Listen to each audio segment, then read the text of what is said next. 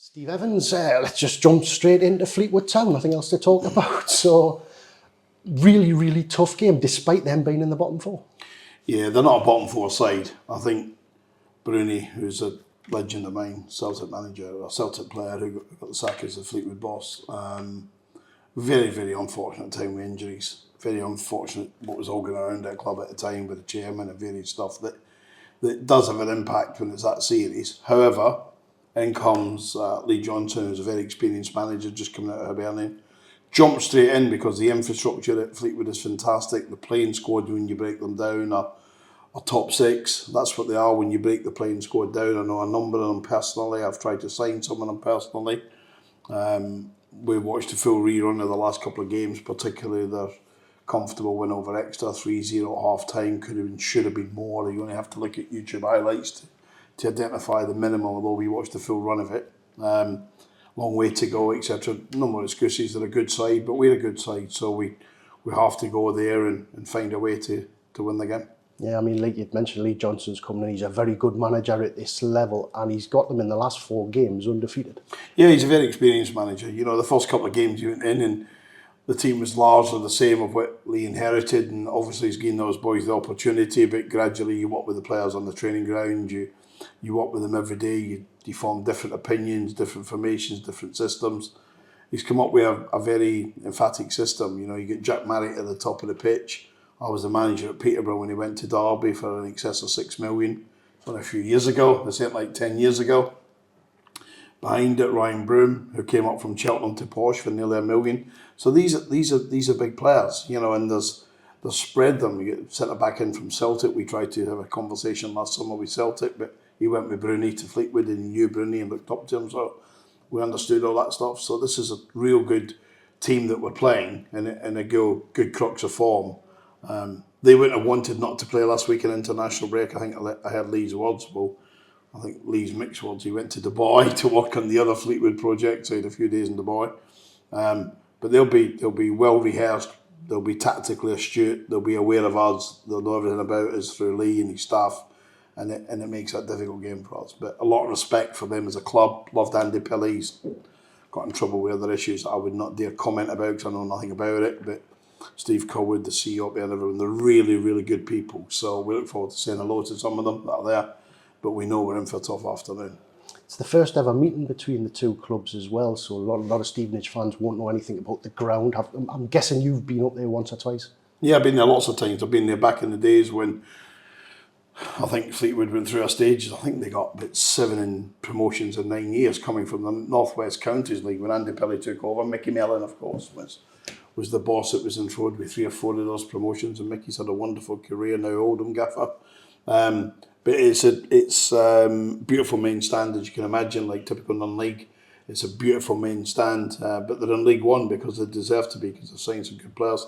Far end to educate our supporters is a seated area all the way along the side, and both terrace behind the goals. But a real good atmosphere. Fleetwood fans are not huge in numbers, but I'll tell you what, they make up for it in terms of decibels and voice levels. So pitch is normally in great condition.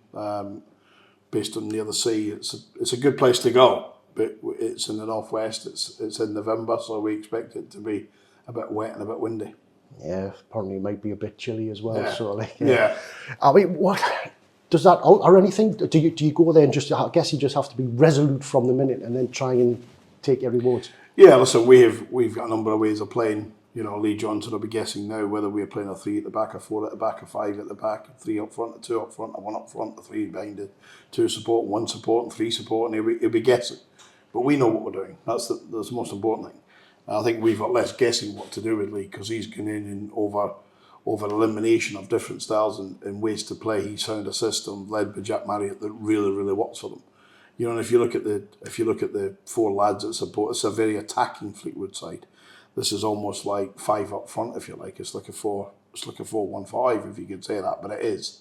Very attacking, very strong, good individuals, very talented. I'm not making this team out to be Portsmouth. They're not. But I'm making them out to be that they're, when you break down the playing squad and you break down the experience of the management team, like I just said a few minutes ago, they're a top group side. But we have to go there. We we'll identify how we want to play. We'll try and be resolute, try and be strong, and try and take advantage of situations if we create any, and come back with a point, if not 3 added, to a tally, because it's an absolutely wonderful week for us. We're playing Fleetwood.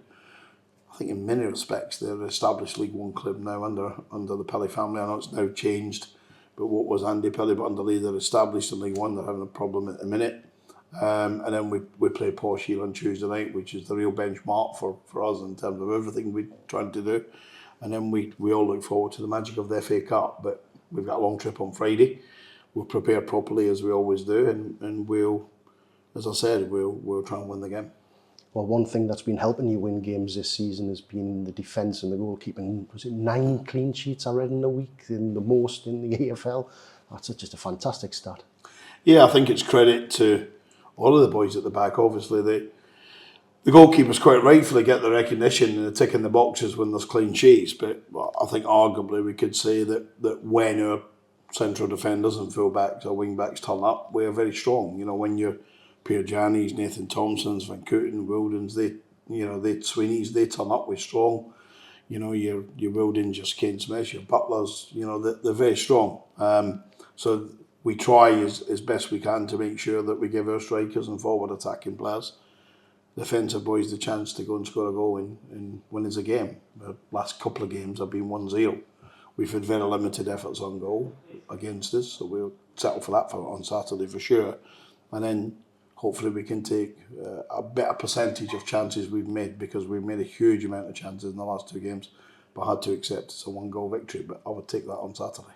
Other than Dan Sweeney and Harry Anderson, is clean bill of health for everyone else? No, we get a few little issues this week. Nothing that's rocket science. Nothing that's majorly. But you know, probably our front three are the areas of concern. If it was a front three in terms of Jamie Reid, Jordan Roberts, and Kane Hemmings, who are just struggling with little niggles. But we hope to have them on the grass today. If they're on the grass today, they travel. If they can't make the grass today, they don't travel. But that's the nature of having a good squad. I'm not just naming names here to say, oh yeah, and they'll say, here we go, if they turn up on Saturday. We're hopeful they're out there today, and I'm hopeful they'll be available for selection. But if they're not, we certainly have the likes of Aaron Presley, we have Charlie McNeil, we have Elliot List, we've got good options. I was just going to come on to that. The strength of the squad. You mentioned 3 very good strikers, but then all of a sudden you can mention another 3 very good strikers. Yeah, we're blessed that I think we got a lot of our recruitment right back in June, July, August. Well done, Leon Hunter, who's done a great job in that department, going and getting in the players that I've identified after many consultations. But not only him, the chairman and the staff, but we managed to do that. But what we're trying to impress on the players now is that we need everyone to be playing a part as we go forward through up until and over the holiday period, because January opens that window for us to be able to go in and enhance and strengthen the group if we see fit.